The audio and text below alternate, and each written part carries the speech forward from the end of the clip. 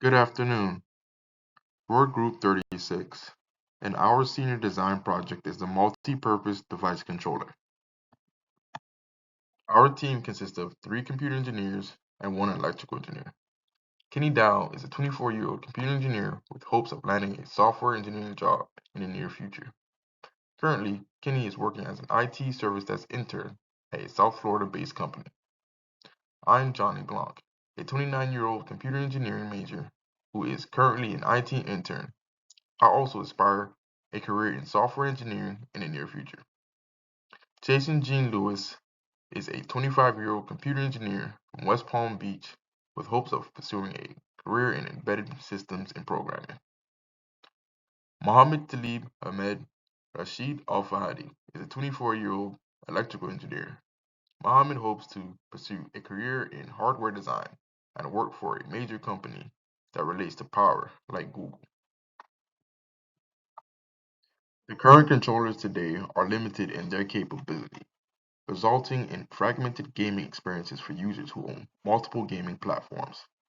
Let's say you're playing a game on your Windows computer using a controller, but you also want to play the same game using the same controller on a MacBook. This is currently not possible with the current controllers that we have today. In response to this problem, there is a growing demand for a versatile gaming controller that can seamlessly connect to various gaming consoles. This demand underscores the necessity for a multi-device controller solution.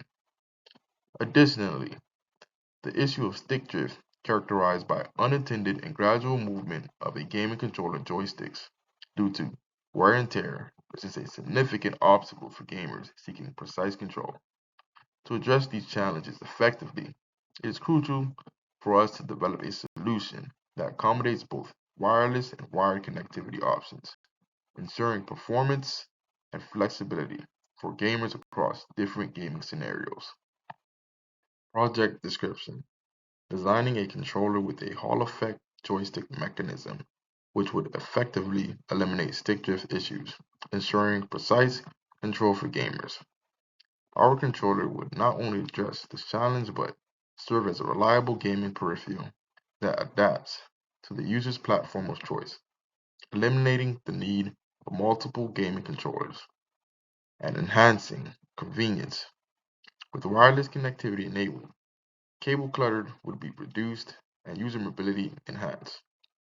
Gamers can seamlessly connect to their devices, whether it's a gaming console, PC, or mobile device, providing them with the freedom to move and game without constraints. Problems to consider. Here are some of the problems we considered as we started planning and designing our device. First, addressing the technical compatibility issues across different platforms and integrating advanced features like Hall effect joystick mechanisms and Bluetooth connectivity without inflating production costs, ensuring the reliability and long-term performance of components, particularly the joystick, and also managing battery life and power consumption for wireless connectivity. Balancing these factors was going to be essential to develop a controller that meets gamers' needs for compatibility. Goals and objectives. Our goal is to create a durable controller with universal compatibility across multiple platforms. To achieve this, our objectives include eliminating stick drift by implementing Hall effect joysticks, ensuring seamless switching between consoles with multi-console compatibility, and providing wireless freedom through Bluetooth connectivity.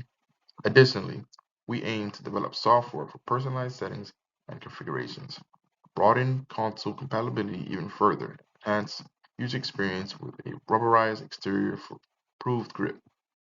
These objectives and stretch goals align with our mission to deliver a versatile and high-performance gaming controller that meets the diverse needs of gamers. Specifications. Our current specifications for the multi-purpose device controller are as follows. The operating time is approximately 5.6 hours. Recharge time is 1.5 hours. Power consumption is 1.786 watts. Latency is 3.36 milliseconds. The Bluetooth range is 23.2 feet, and the speaker has a range from 300 to 8,000 hertz. Here's the physical structure for our prototype concept, with the buttons and analog sticks being very similar to the layouts of other controllers that are on the market. Here is our hardware block diagram. Our USB-C port feeds power to our lithium polymer battery, which then goes through the 3.7 volt regulator to power the MCU. The microcontroller then sends signals to the LEDs and speakers to indicate connection. The buttons send signals to the MCU as input, and through Bluetooth, the MCU can connect with other devices. This is an overview of our hardware components. We will go into greater depth for each later, but for our MCU, we were looking at the ESP32, STM32F411, and Arduino Nano. We ended up choosing the ESP32 for ease of use and Bluetooth capabilities. For our power source, we were considering lithium-ion batteries, lithium polymer, nickel metal hydride, and a power bank. We ended up choosing the lithium polymer for its size, power output, and protection IC. For the joysticks, the options were the Hall effect joysticks or just regular joysticks. We decided on the Hall effect for its longevity. And for the LEDs, we were considering the Adafruit 5050 RGB LED and the WL-STFW full color LED. We chose the Adafruit LED because of how much we could buy in bulk. Here is a comparison of different MCUs we were considering for this project: the ESP32, STM, and Arduino Nano. When considering MCUs for this project, some things we were thinking about or taking into consideration were the RAM, wireless connectivity, and also the price. We decided on the ESP32 for the following reasons: built-in Bluetooth, connect wirelessly to various platforms like PCs, tablets, and smartphones with no external modules. This is helpful for the compatibility we were looking for. Powerful processing, low power consumption, open source friendly, which was also a major factor in choosing this one, which makes finding solutions for any problems we had easier to do, cost effective, and future proof. Here's a side-by-side comparison of the different joysticks we were considering. Some key things to note would be the longevity and rotary mechanics. Granted, there's no way for us to test the longevity of the joysticks, but based off of the research we did and the technology behind the actual rotary mechanics, it all checks out. Here we go into greater detail about the Hall effect joystick and why we picked it. Ditch the drift. No physical contact means eliminating stick drift, a common issue with traditional potentiometers. Enhanced durability, greater accuracy, and lower latency with less physical interaction, reducing signal noise. Here we discuss our button comparison between the tactile switch and mechanical push buttons. So some things we were considering is how it felt to actually click the button, the force in order to push said button, and the cost effectiveness of it.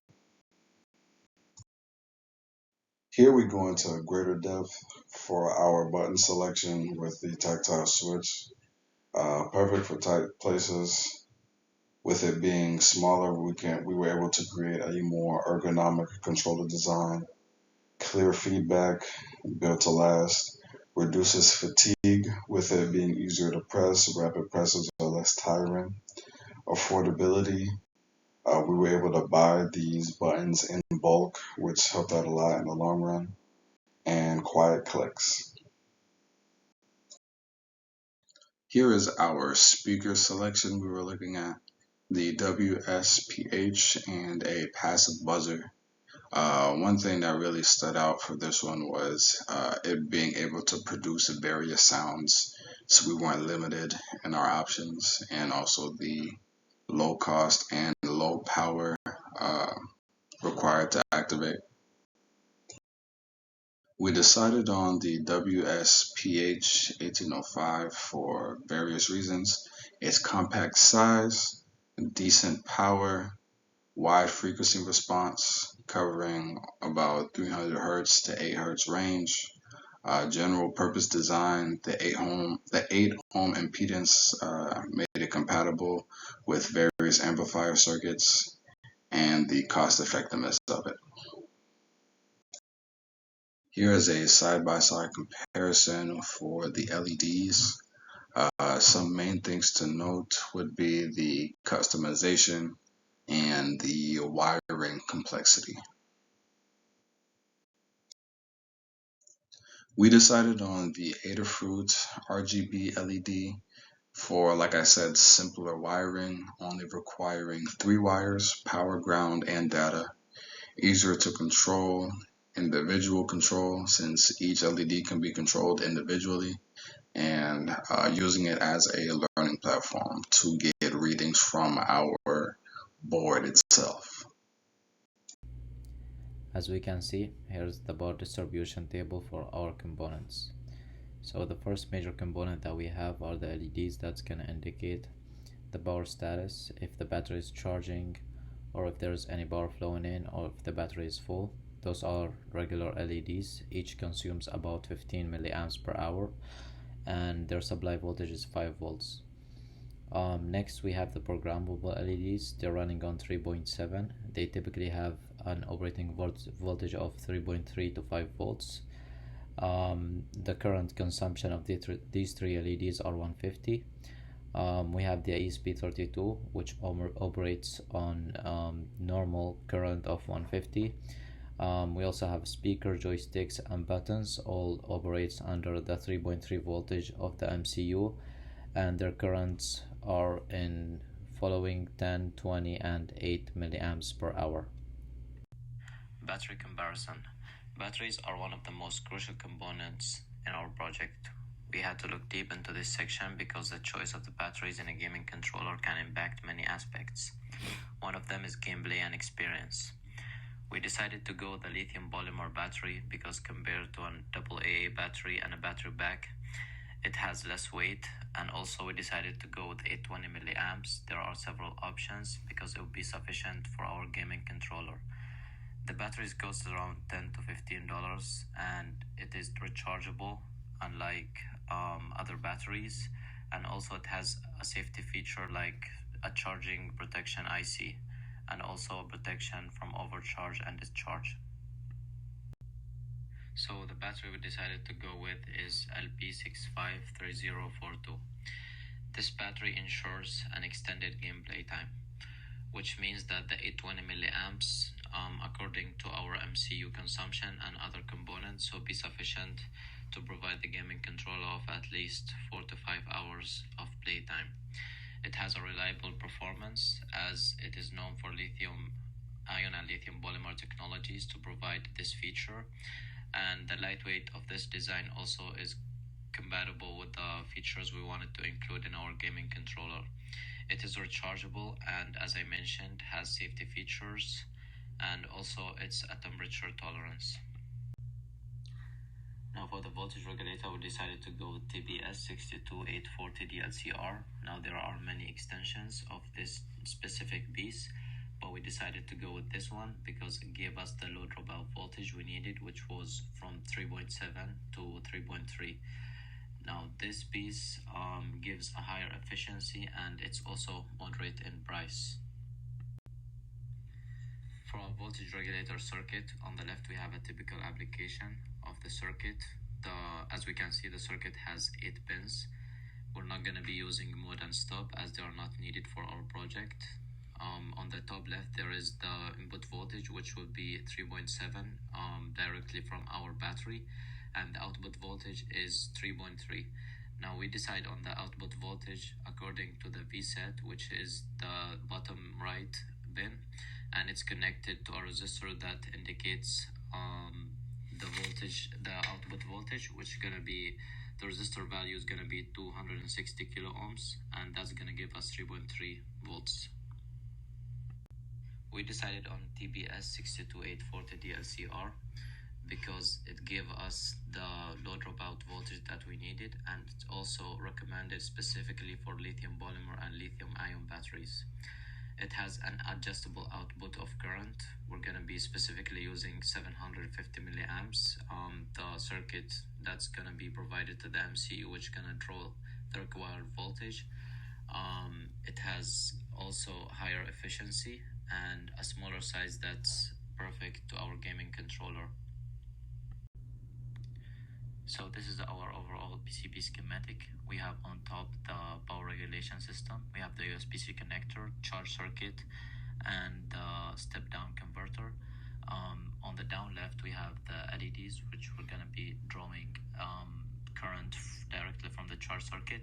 Other than that, the step-down converter is going to be providing power to the MCU, and the MCU is going to be providing all the power needed for the rest of the components.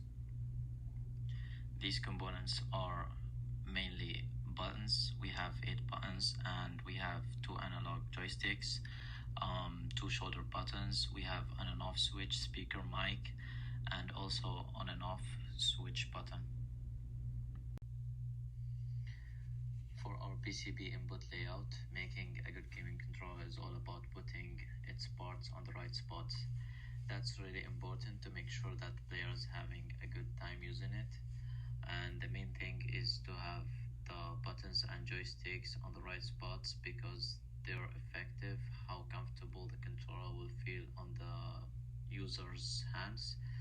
And for playing for a long time, we want to avoid making the user's hand tired and keep the grip feeling easy and natural to make the playing games fun. Software flowchart. When we want to connect our multi-purpose device controller to another device, we start by scanning for available devices. If there are no devices found, we keep scanning until we find an available device. Once we find a specific device that we want to connect to, we commence the handshake process, which is brought about with our Bluetooth low energy process. Next, data is continuously exchanged until our device disconnects. Once that happens, we start from the beginning and start searching for another available device to connect to. In our development process, we carefully considered programming languages and platforms to ensure optimal performance and versatility. There was a wide selection to choose from, such as C, Python, Java, and JavaScript. Each had its own strengths and weaknesses. For instance, C offered efficiency and low-level control, making it ideal for embedded systems like the ESP32 microcontroller, which we would be using for our device. Arduino, which is programmed in C, provided a user-friendly interface for hardware projects. We also integrated a lithium polymer battery and Bluetooth low energy technology for power efficiency, enabling longer battery life in our design. Our development environment included Arduino, Code Controller Studio, and Visual Studio Code. We chose Arduino because it allowed for seamless coding and debugging.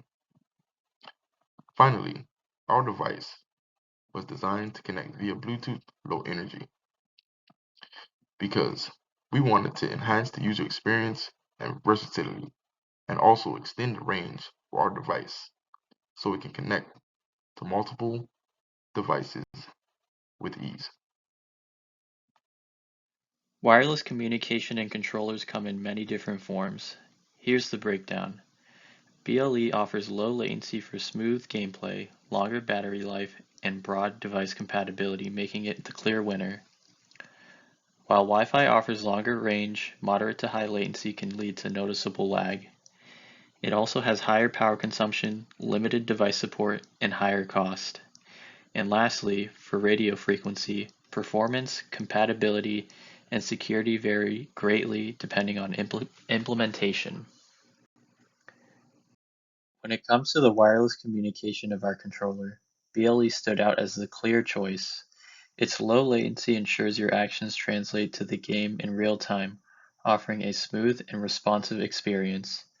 Additionally, BLE's power efficiency translates to extended gaming sessions, while its wide compatibility allows seamless connection to various devices like PCs, tablets, and smartphones.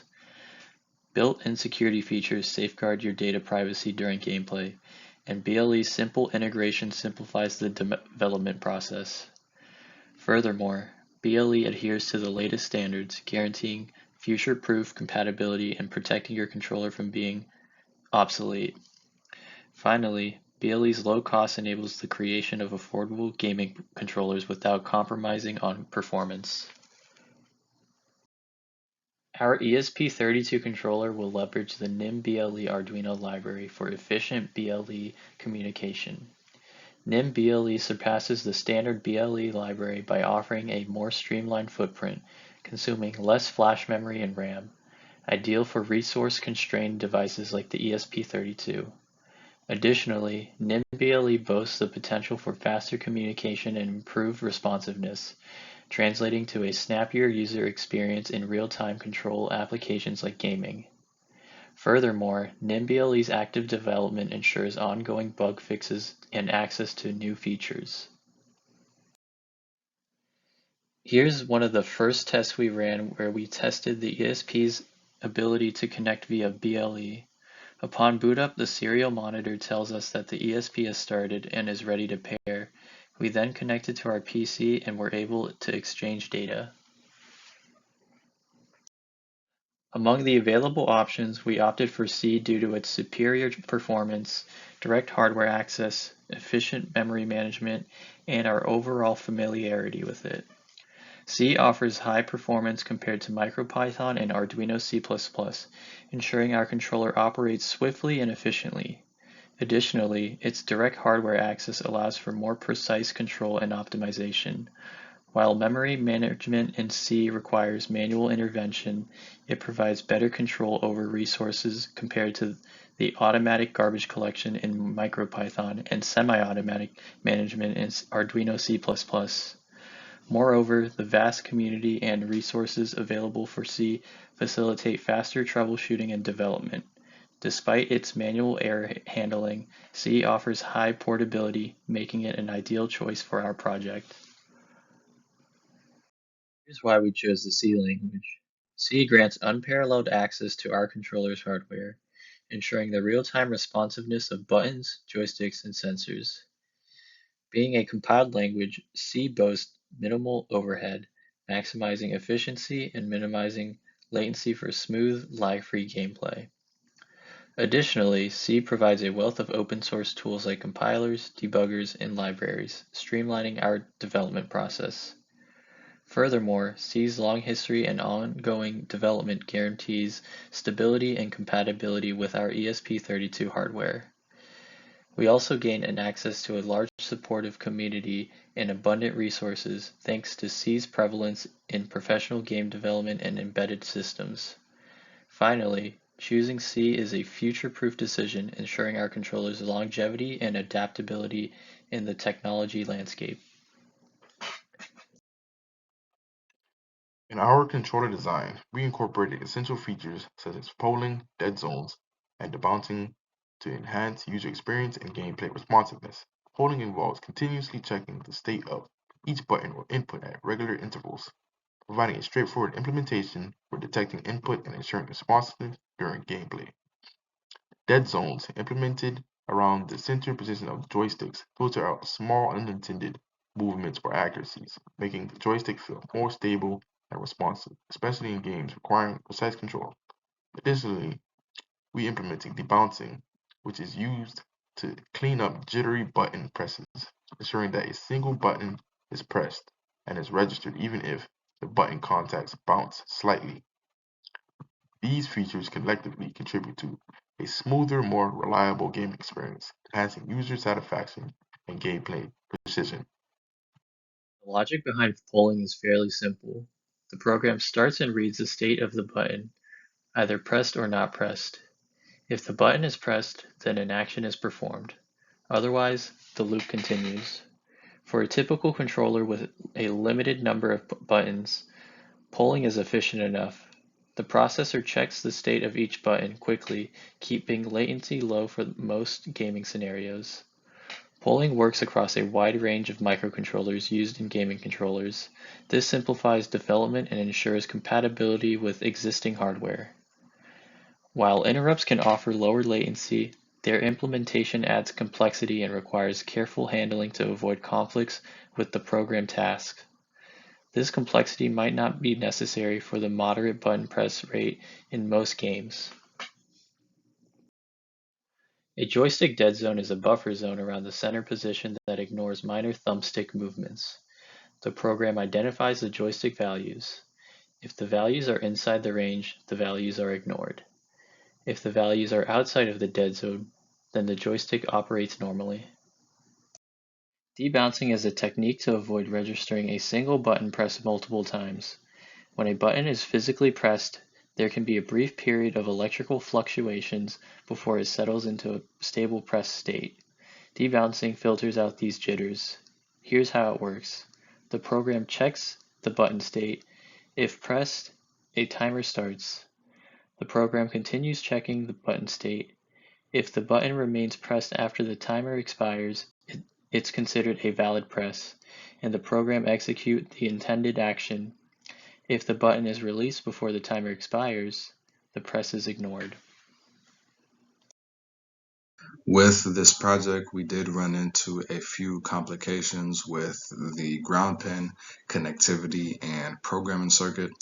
On our initial design for the PCB, we neglected to include a ground pin for our voltage regulator, which led to multiple components to not function properly and display false readings.